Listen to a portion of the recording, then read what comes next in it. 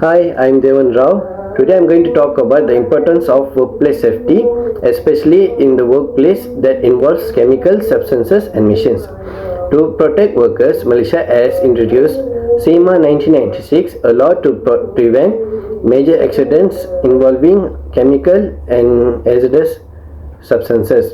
SEMA tells companies how to store and handle hazardous chemicals safely and make sure every workers are safe in the workplace. It also requires to report to DOSHA when they are handling chemical substances. In February 2025, a glove factory in Klang exploded. Two workers died in the accident, and the factory had stored chemicals without a proper license in their company. So then, DOSH shut it down for further information. This accident could have been avoided if the company had followed SEMA 1996 accordingly. In this assignment, we will explain the key sections of the law and it relates to the case and what steps could have been taken to prevent this accident. Thank you. Hello everyone, my name is Noatira. Today I will explain 6 important sections about the Occupational Safety and Health Act Amended 2022. To help us understand better, I will also talk about a real accident, a factory explosion that happened in 2025. Section 29, Safety and Health Officer SHO.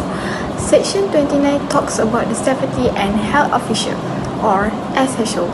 This is a trained person who check the workplace and make sure it is safe. Every company must have at least one SHO. If the rubber factory that exploded had a good SHO, maybe the accident could have been avoided. Also, second, Section 29A, Safety and Health Coordinator, OCC. Section 29A is about the Safety and Health Coordinator. This role is for smaller companies with more than 5 workers. The OSH coordinator help plan safety activities, keep records, and talk to the boss about safety issues. Even a small company must take safety seriously, and this role can also help stop accidents before they happen. Section 30, Safety and Health Committee. Section 30 says that companies with more than 40 workers must form a Safety and Health Committee. This group includes both the boss and workers. They meet to talk about safety problems and find ways to solve them together. Safety is everyone's job, not just the boss. Section 31, Committee Responsibilities. Section 31 explains what the committee must do. They need to check complaints, inspect the workplace, and give advice.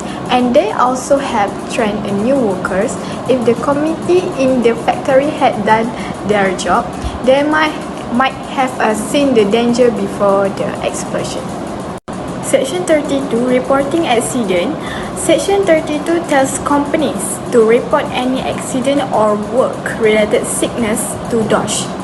The safety department, doctor must also confirm if a worker gets sick because of their job. This helps the government take action early. If smaller accident had been reported earlier, maybe the big explosion could have been stopped.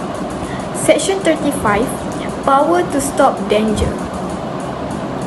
Section 35 gives the Director General the power to stop the use of dangerous machines or materials. This is done through public orders. After the explosion, DOSH used this rule to stop the factory from working.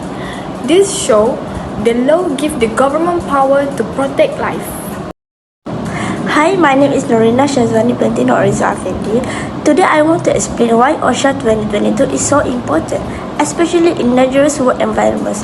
Take the Putra Heights gas pipeline explosion as an example. Under Section 29, companies must appoint a qualified safety and health officer. If this wasn't done properly, it could have led to the explosion. Section 30 also requires a safety and health committee if more than 40 employees are involved. Section 31 to 35 cover inspections, accidents reporting, investigations, and shutting down unsafe operations, all crucial after the explosion. Another case is the Guri bus crash involving UPSI students.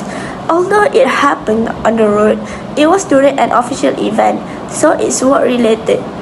Under Section 29A, the university or bus company must appoint an OSH coordinator to ensure safety. Section 31A and 31B require proper safety training for workers like bus driver. Again, Section 32 to 35 handle reporting, investigation and stopping unsafe practices.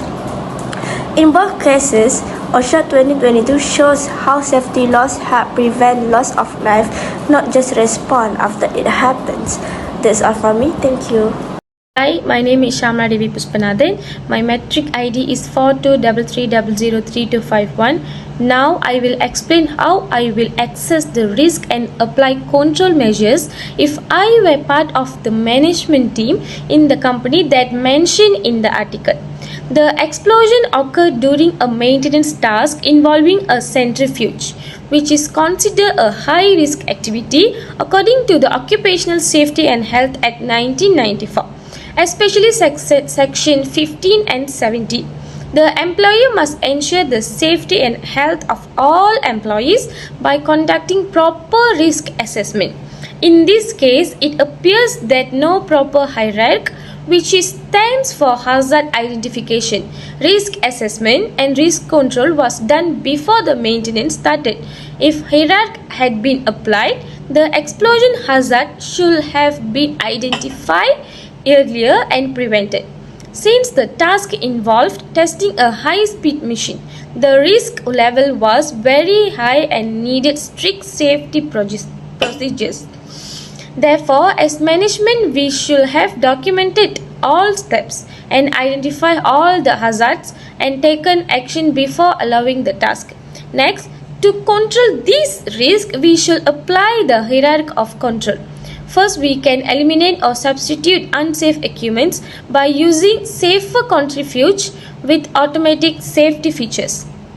Secondly, we apply engineering controls such as installing protective shields, blast covers and safety interlocks. Third, we use administrative controls including SOPs, permits to work, trained workers only and full supervision during the task. Finally, we must provide full PPE like glove, face shield, fire resistant clothing and safety boots to protect workers in the case of by any accidents. By applying these controls, we can prevent future incidents and make sure all the companies follow the requirements of the OSH Act 1994. Thank you. Hello everyone, my name is Loshnida Sivadaschu and my metric number is 4233005001. Today I will be presenting two key safety procedures that are essential in high-risk workplace. Let's begin with the first one, which is daily hierarchy checks. Hierarchy stands for assess identification, risk assessment and risk control. This method must be applied daily, especially when dealing with high-risk machines like centrifuges. These machines are powerful but dangerous if not maintained. So daily inspections are critical to spot early warning signs such as cracks, leaks or loose parts. Detecting these issues early helps us prevent serious malfunctions or even fatal accidents. By using the hierarchy method regularly, we can systematically assess potential and immediately take control measures to reduce them. Next is pre-operation testing. Before running any high-risk machinery at full capacity, it should always be tested at low speed first.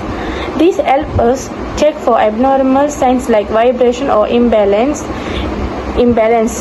If any abnormal movement is detected, the machine must be stopped immediately and inspected by a competent person.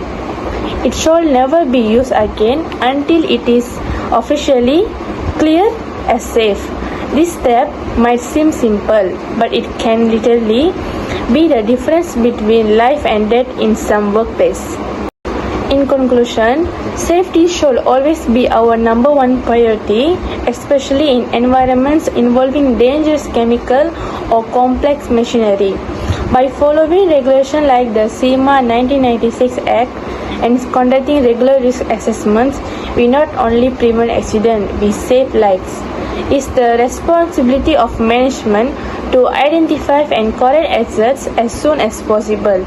Promoting a strong safety culture with trained personnel and proper procedures is the key to preventing future incidents.